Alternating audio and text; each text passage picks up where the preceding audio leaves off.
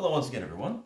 Uh, as you can see, I recently made some new acquisitions um, in the form of a Kendo gi, hakama, as well as the full bogu, that being the sparring gear from Kendo. Obviously, this isn't my normal sort of equipment, but I have had an increasing interest in Japanese swordsmanship and have been kind of looking for ways to practice it more. And fortunately, life kind of found a way. So, story behind this: a good friend of mine, who I used to do judo with before the plague times, he is over in Atlanta, and that school was expanding their dojo space. And when you do that, you find things that you kind of forgot about.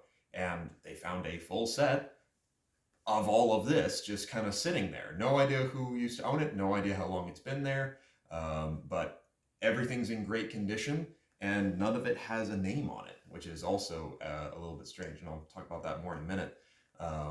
Upon seeing that, he just instantly knew, I know a guy who, one, this will probably fit, and two, who would get a lot of use out of this. So it was given to me as sort of a late Christmas present. So thank you very, very much.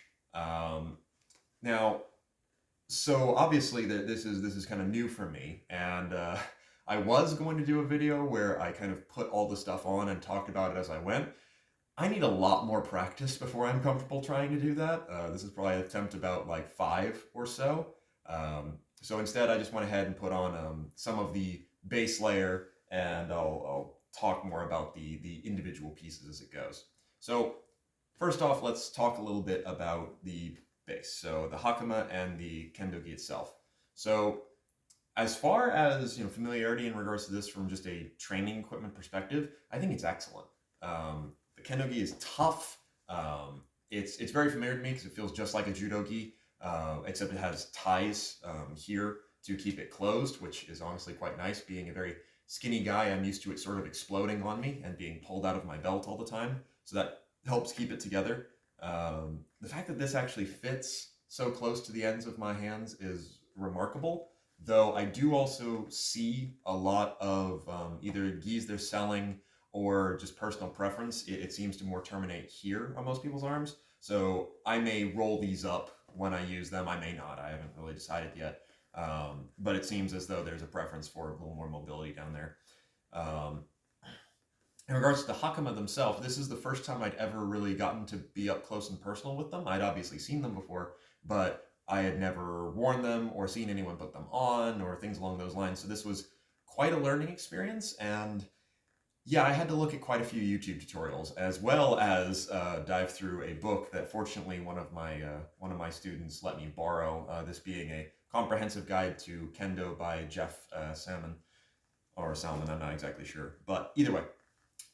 So as far as like range of mobility, etc. is concerned, these are wonderful. They're light, but they stay in place.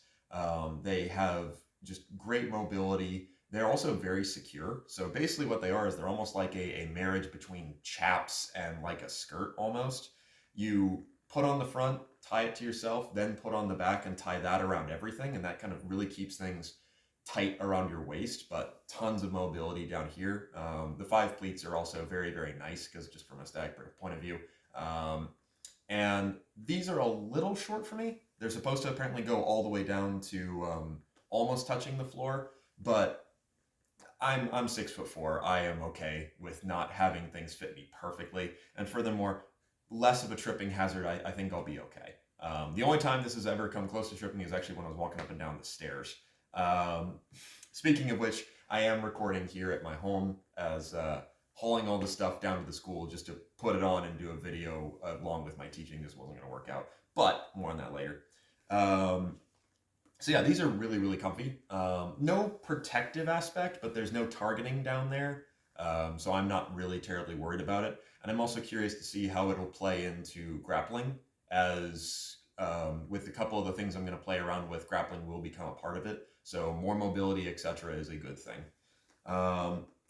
We next go ahead and move up to, well, I would call them faults, but I'm going to go ahead and check the name again because I'm absolutely terrible at remembering these names. Let's see here. And this is a great book, by the way. It has a ton of different advice. Now, you should put these on when you're sitting in Seiza, which, in case you don't know what the difference is, I'm right now sitting in Ansa, with that being crisscross applesauce for us Westerners. Seiza is basically you're sitting on your knees with your feet folded underneath. I did do that to put these on because it was the most convenient way to do so, no lie. But I've lost a lot of my tolerance for sitting on wood floors in Seiza, unfortunately. I should work on that. But either way, the tare, that's the word for it. So the tare is here, my kind of hip protection, and it's really quite light. It actually reminds me a lot of the Spez skirt, which is probably what the Spez skirt was based off of, except it has a solid plate in the middle. It's belted around itself and then underneath, which is quite cool. This apparently is supposed to have your name on it, which again, very kind of suspicious that there is no name. Suspicious, just odd, right? And there's no name on this anywhere in the tags at all, so it's just a blank set. But as far as protection goes, I mean, it's sitting kind of where I want to. I like how it extends a little bit up into my middle because the dough is not particularly long and I am long of torso, so I appreciate having kind of a double layer there as strikes to the middle are going to be a target. I feel pretty comfortable in it and I really appreciate that's there. I would not want to fight without it if I was using this setup. And since we're going from the waist up, we can go ahead and talk a little bit about this as well, which was in the bag. This is an obi belt, specifically a belt for, this is a sword belt, not a rank belt. Though I think occasionally those will be mixed together, but this, as near as I can tell, doesn't have any rank significance. If anyone does know, though, please tell me. So this is very, very nice, and I haven't figured out how to put it on yet, but clearly whoever owned this set originally would practice drawing techniques as well. So who knows? But at some point, when I have something more interesting than my bokken to pull out, I might tie this and see how it goes. But either way, moving up, we get to the dough. Now, I had seen dough before. It's like one of my guys now, who's been with us for quite a while, is a kendoka, and so he brought his dough in as early protective gear when he didn't have anything else, and it certainly does the trick. I'm rather impressed with it, as it's a great just shape. It really deflects energy well from what I've seen, and it fits over pretty much everything, so that's pretty awesome. This one clearly has been used, and clearly they got struck in the middle a couple times, so that's at least good. It's proof marked, as it were. I will say it's a little frustrating for me because I'm used to the way that like a breastplate fits, so I'm kind of having to get balanced. I want my breastplate to be up here, but this is meant to sit lower on your belly and leave this a little more exposed, which is just odd to me. So I'm still kind of getting used to that. But as far as the base layer here goes, it's strange. Not in a bad way, just different. When it comes to HEMA gear and what I've worn of it, I am used to, of course, more modern materials or more historical materials. This kind of falls in between, as this is what I would call traditional practice gear. As far as I know, the equipment for training kenjutsu or kendo or what have you hasn't changed for probably close to 2 centuries. There's been, of course, synthetic materials added and stuff like that, but otherwise it's been about the same. And when it comes to historical gear, like historically made gambesons or hosen, etc., and things like that, I'm used to that, which does have that aspect of everything is kind of tied together rather than, Velcro or zipper or buttons even are still relatively rare. But it's maybe because, of course, I'm from the West, and so it descended into the rest of our fashion. It never felt too foreign, just older fashioned.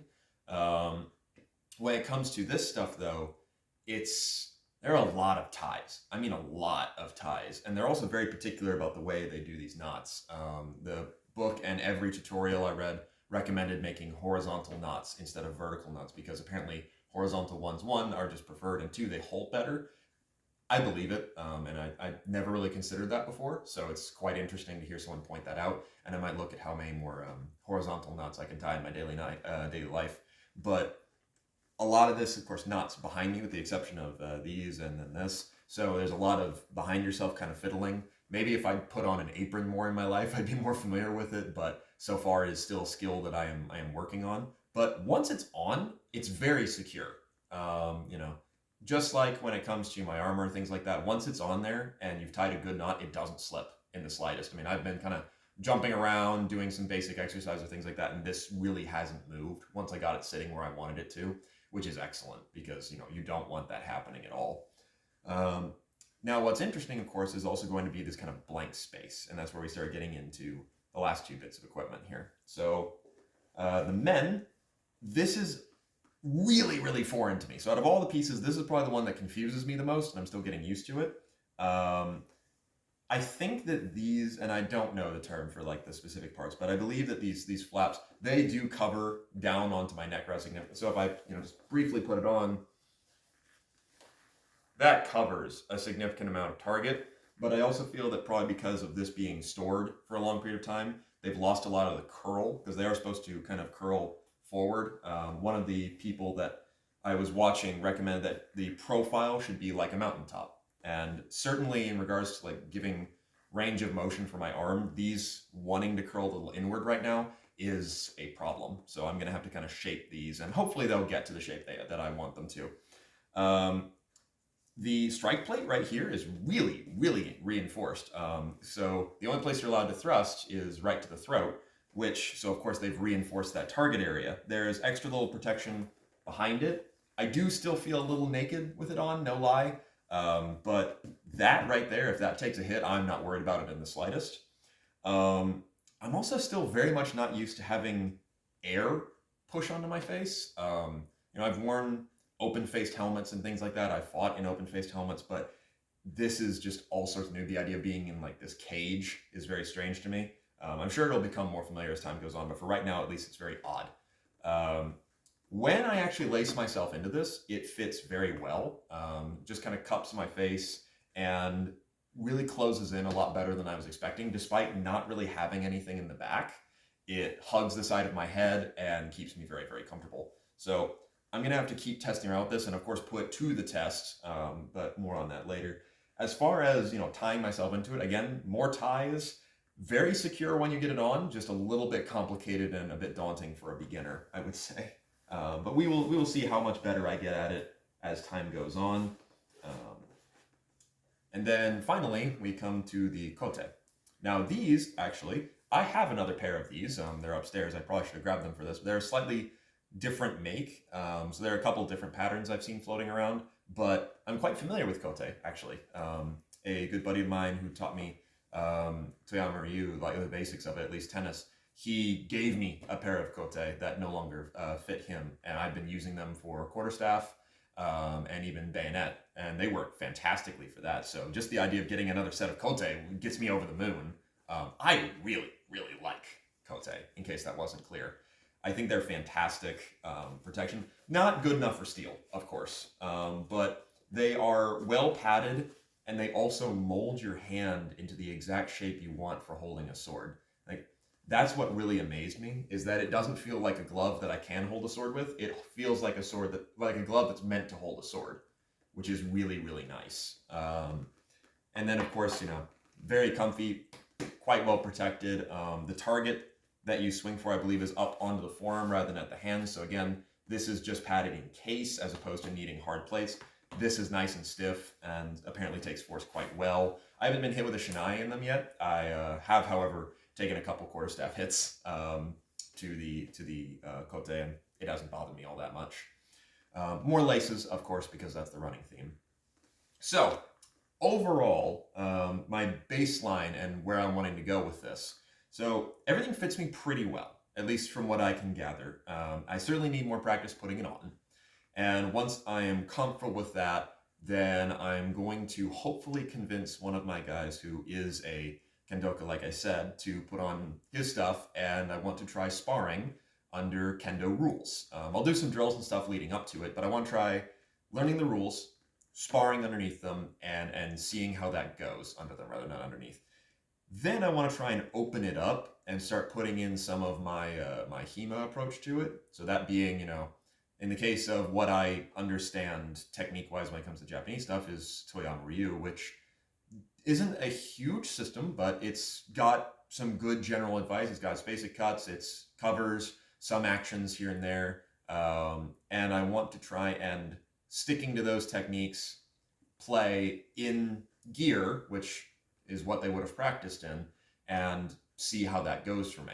And then I'll try and open it up a little bit more as I become more comfortable. But I want to try and focus on targeting these specific areas and basically playing the game that I am unfamiliar with, as I think that's the best way I'm going to get the most out of it.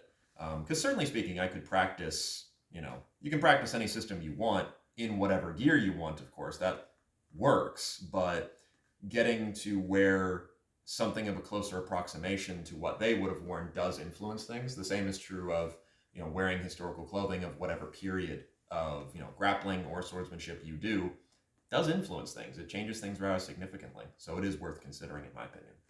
But that's kind of my plan, and I am going to film those exchanges. Probably will be a lot of me getting cracked on the head, or more likely getting cracked on the kote. We will see. But I will do my best, and then I will kind of report back my findings. I am just so over the moon to have had this opportunity fall into my lap. It's very odd that this sort of thing occurs, but if you believe in destiny, there you go. But either way, thank you very, very much for listening to me ramble. And like I said, I will be talking more about this stuff as I put it to the test, and you can all watch me get cracked and do my best at a ki. But either way, though, thank you very, very much for watching, and we will go over some other techniques and equipment another time.